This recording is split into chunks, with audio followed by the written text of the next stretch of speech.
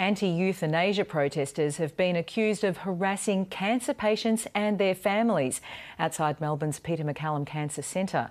It comes ahead of the introduction of Victoria's Dying with Dignity legislation in June. Today, the High Court upheld laws that ban protesters gathering outside abortion clinics. Some are now calling for similar buffer zones around hospitals.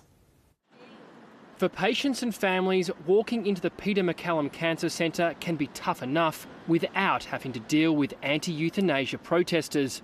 A small group has been handing out flyers claiming doctor-prescribed suicides and state-sanctioned extrajudicial executions will be legal here at Peter Mac. Reason Party MP Fiona Patten said the behaviour, which also targeted staff, was disgraceful. To be accused of being murderers, to be accused of not doing things in the best interest of their patients is, frankly, it's absolutely appalling. From June 19, Victorians suffering certain terminal illnesses with less than 6 months to live will be able to seek a medically assisted death. The Cancer Centre has begun preparing for the new laws.